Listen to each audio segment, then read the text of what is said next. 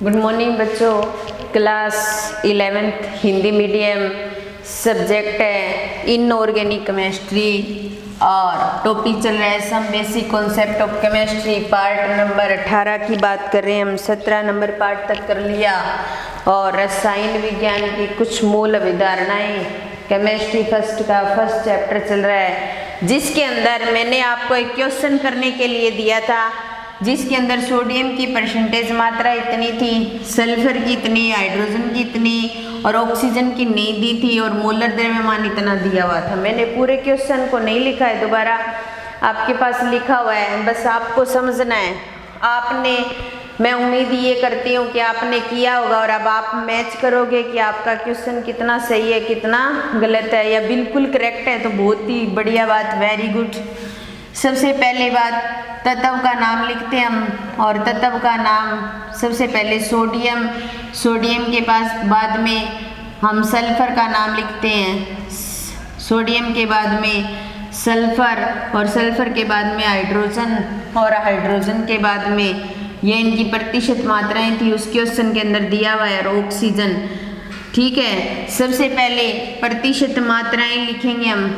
प्रतिशत मात्रा इसकी 14.28 प्रतिशत मात्रा दे रखी है, सल्फर की 9.92 प्रतिशत दे रखी है। ठीक है, और हाइड्रोजन की दे रखी है 6.20 प्रतिशत और ऑक्सीजन की हमें नहीं दे रखी है, निकालनी है। तो मैंने आपको बोला था कि आप लोग सबको टोटल करके और 100 में से माइनस कर देना, 100 माइनस सबको टोटल करेंगे अपने 14.28 प्लस में 9.92 प्लस में 6.20, इसको यही टोटल करके देख लो, 8 2 10 और फिर 2 और 2 4 और 9 13, 13 और 1 14 और फिर 14 और 9 23, 23 और 6 29, 29 और 1 30, यानी कि 30.4% आ गई। तो 100 माइनस 30.4%, यहाँ क्या कर रहे हैं, ऑक्सीजन की परसेंट मात्रा निकाल रहे हैं हम। ठीक है, अब देखो 100 में से आप 30.4 को घटाओगे तो आ जाएगा 69.6%। तो ऑक्सीजन की 69.6% प्रतिशत मात्रा आ गई। फिर अपने क्या करते हैं, जैसे हम क्वेश्चन करते हैं उसी क्रम में फिर हम लिखते हैं इनका मोलर द्रव्यमान या द्रव्यमान भार जो भी है वो करते हैं। सोडियम का होता है 23, सल्फर का होता है 32, हाइड्रोजन का होता है 1 और ऑक्सीजन का होता है 16। और फिर हम इनको अपेक्षिक संख्या में बदलेंगे, अपेक्षिक संख्या में बदलेंगे। तो देखिए, पहले हम प्रतिशत मात्रा लिखते हैं बटा में उसका अणुभार या परमाणु भार या द्रव्यमान भार जो भी लेते हैं हम, और फिर इसके बाद में 9.92% बटा में 32 और 6.20%। ठीक है, बराबर में 1 और 69.6% बटा में 16 और इसका तो 6.20 आ जाएगा। अब देखिए 14.28 के अंदर 23 का भाग दोगे और भाग देने पर, भाग देकर देखना आप, भाग देने पर आ जाएगा 0.620 आ जाएगा। फिर 9.92 में 32 का भाग देंगे तो आ जाएगा 0.31 और जब 69.6 के अंदर 16 का भाग देंगे तो भाग देने पर आता है 4.35, ये आ जाएगा। आप कैलकुलेटर से करके देख लेना। फिर अब देखिए हम सरलतम परमाणु संख्या में बदलेंगे इसको, सरलतम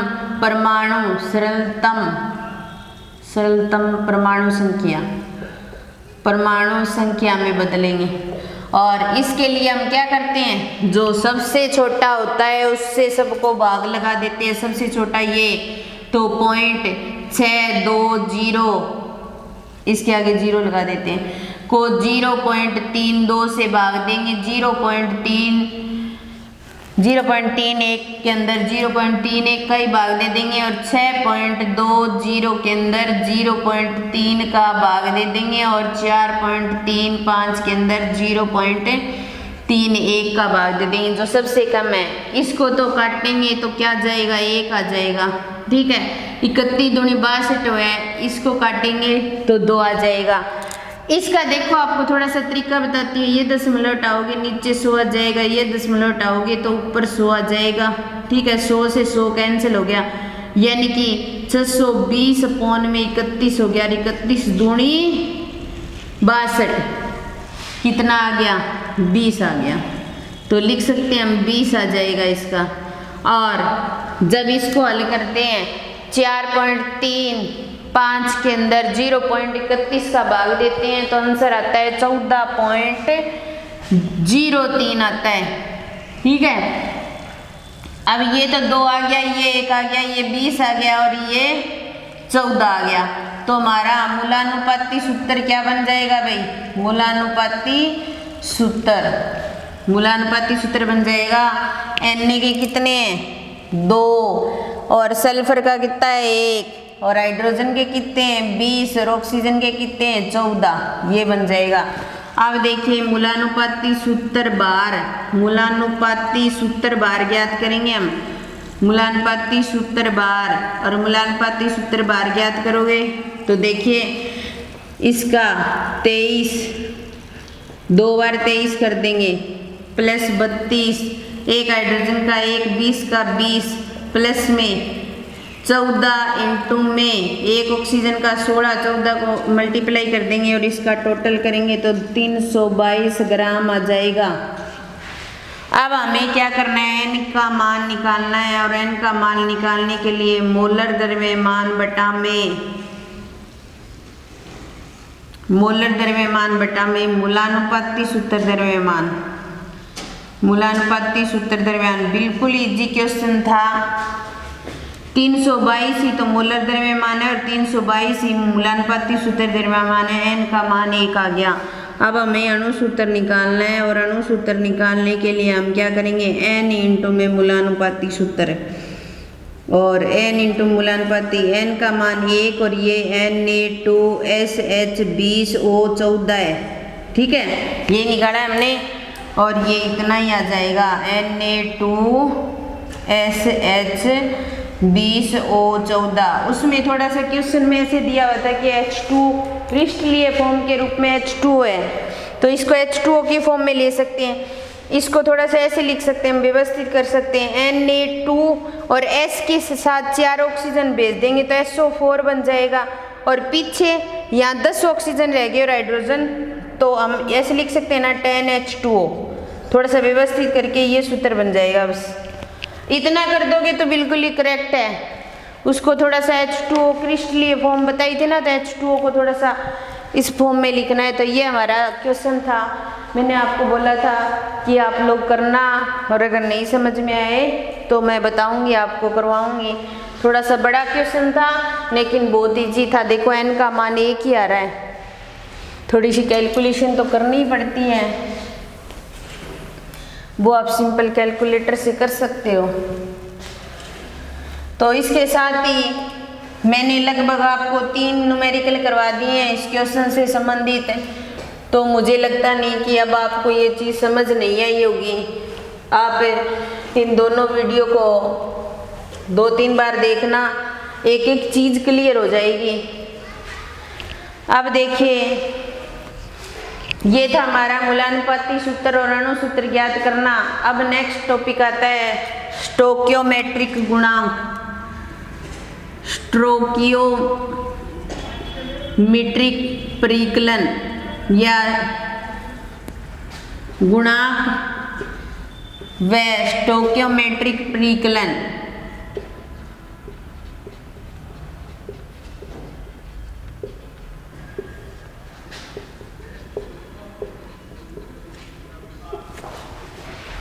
देखिए स्टोकियोमेट्रिक 2 शब्दों से मिलकर बना है, स्ट्रोकियो और दूसरा है मेट्रोन।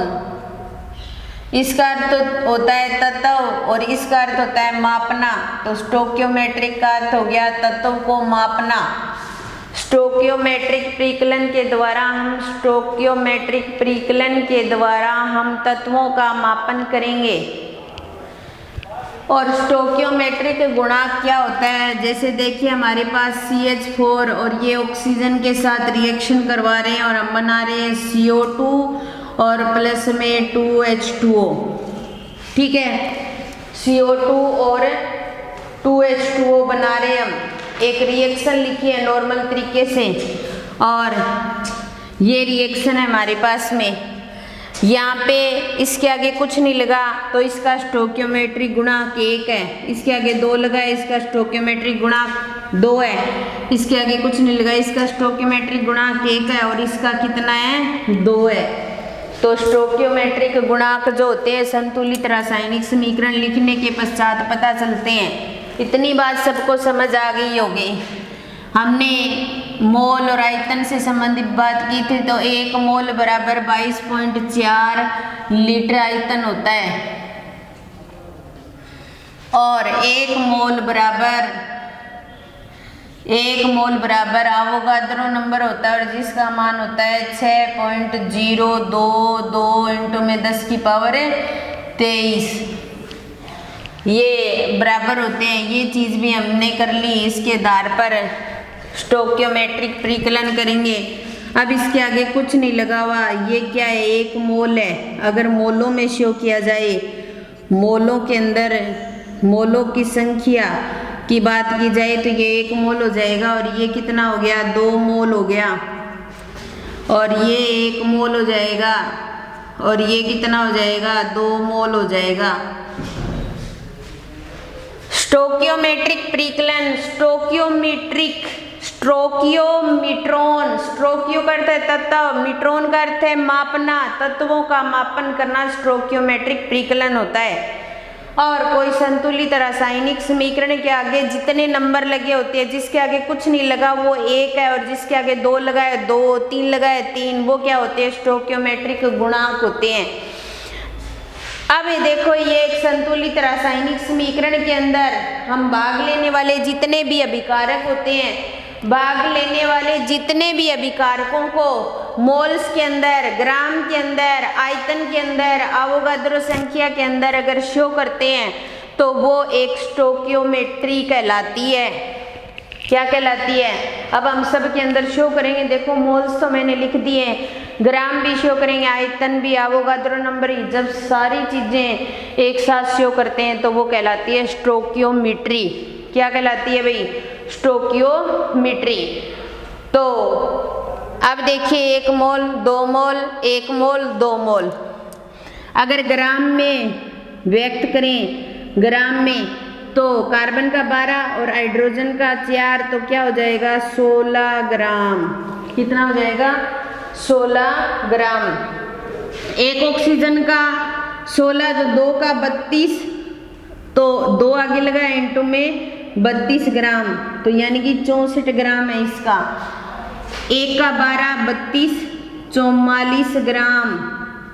और 1 H2O का 18, तो 2 का कितना हो जाएगा 36 ग्राम, तो 2 इंटू में 18 लिख सकते हैं। अब देखो 1 मोल बराबर क्या होता है 22.4 लीटर होता है। 1 मोल बराबर क्या होता है 22.4 लीटर। तो आयतन, अगर आयतन को शो किया जाए तो 22.4 लीटर हो जाएगा। इसका हो जाएगा 2 इंटू में 22.4 लीटर, यानी कि 44.8 लीटर हो गया। और ये 22.4 लीटर और ये 2 इंटू में 22.4 लीटर, यानी कि 44.8 लीटर हो गया। ठीक है।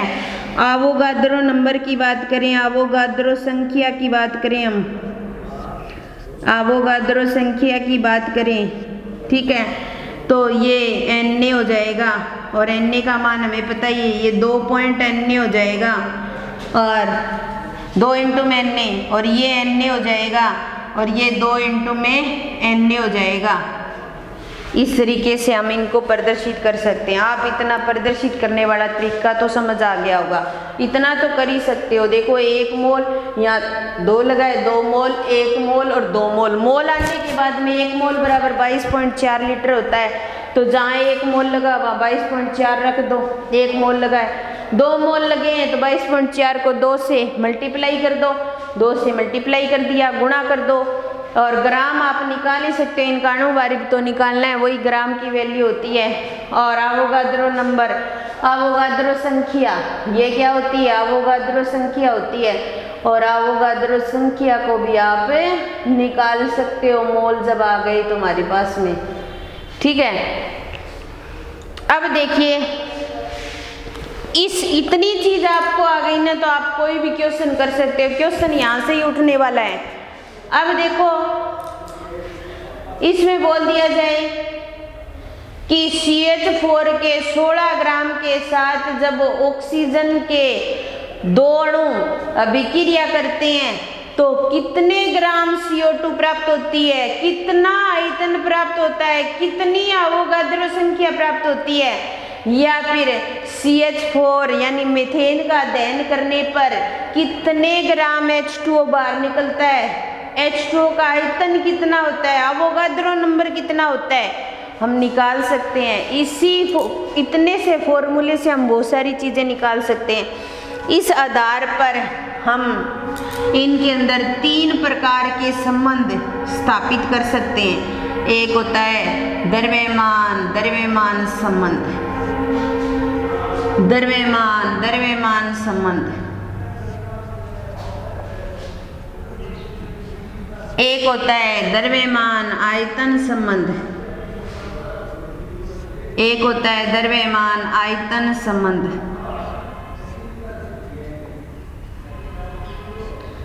एक होता है आयतन संबंध।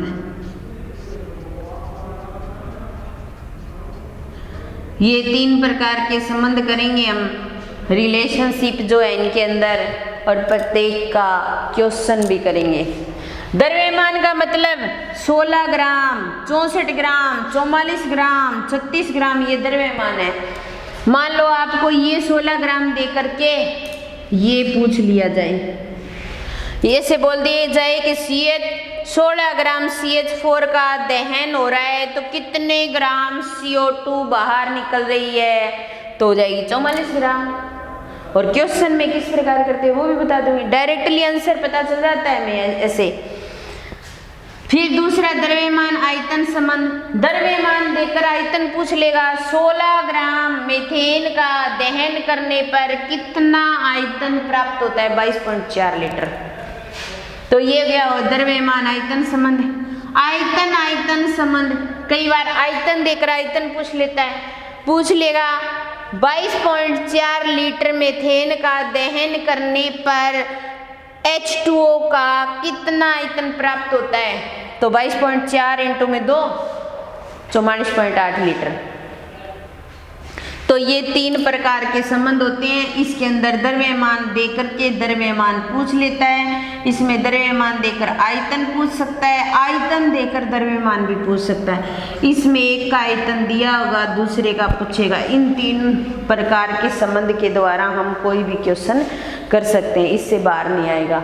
तो मैं आज की क्लास तो यही समाप्त करती हूँ। नेक्स्ट क्लास में एक एग्जाम्पल लेकर के और थोड़ा सा आपको लिखने का और ये सब चीज़ें सिखाऊंगी, फिर एक एक टॉपिक को करेंगे। धन्यवाद।